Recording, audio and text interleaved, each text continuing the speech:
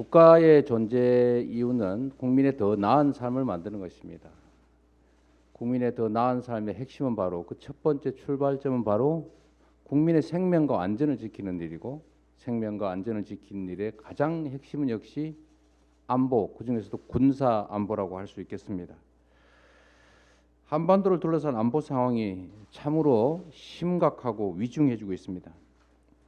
북한이 이틀에 한 번꼴로 미사일을 발사하고 곧 7차 핵실험을 준비 중이라는 보도가 잇따르고 있는데, 우리 민주당은 이 한반도 긴장을 고조시키는 북측의 이러한 일체 행위를 반대하고 강력하게 규탄합니다.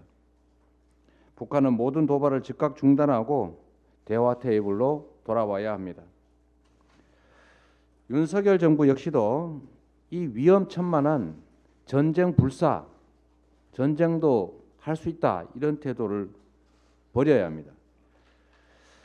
지지층 결집을 위해서 전쟁 위기를 고조시키는 강대강 대결을 추구하고 국민의 생명과 안전을 볼모로 삼는 것은 대통령의 책무를 저버리는 것입니다.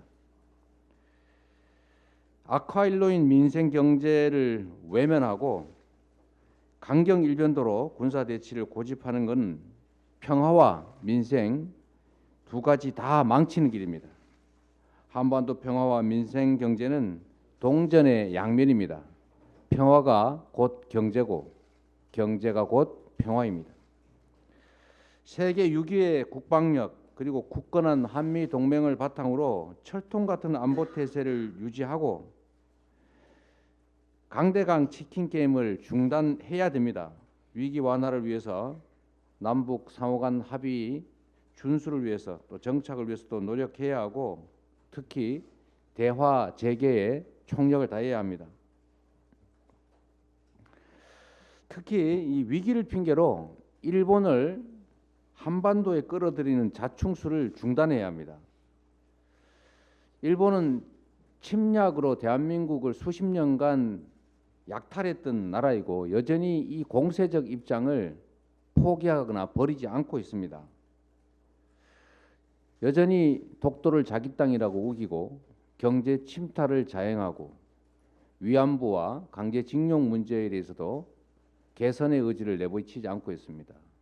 과거의 침략과 인권 침해에 대해서도 진지한 반성을 하지 않고 있습니다. 따라서 일본과 한국의 관계는 사회 경제 문제와 인권, 역사, 영토 문제를 분리해서 접근해야 됩니다.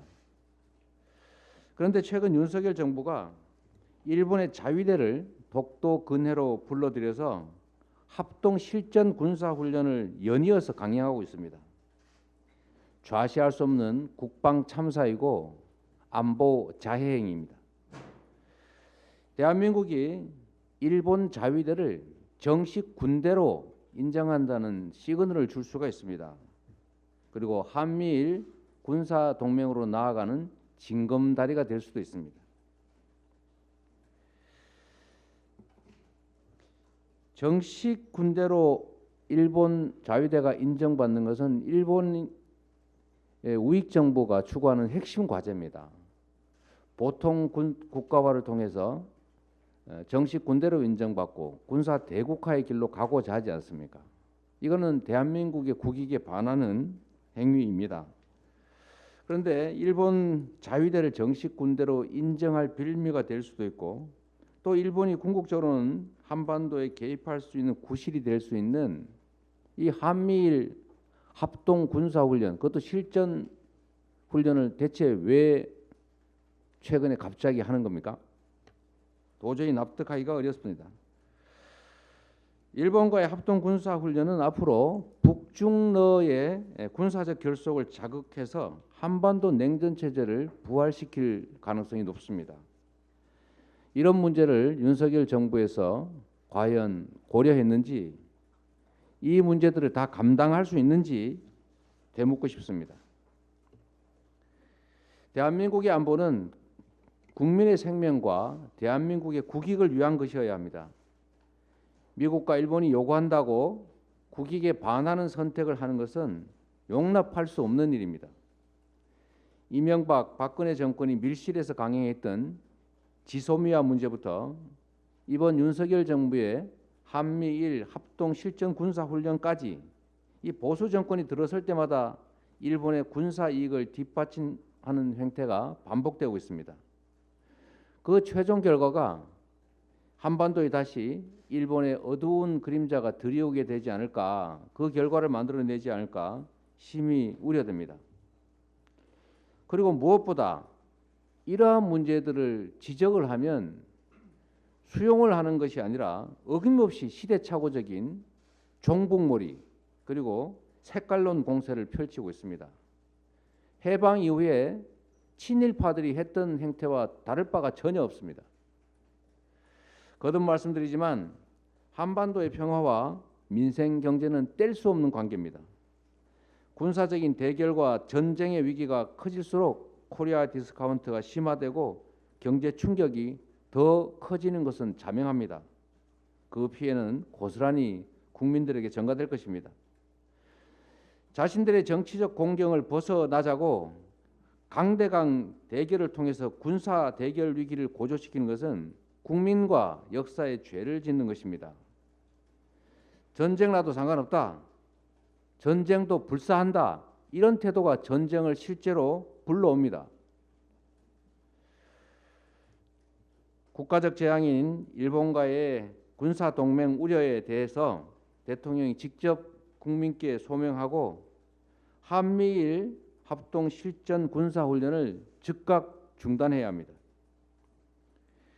병법에도 나와 있지만 진짜 승리는 평화 그 자체입니다.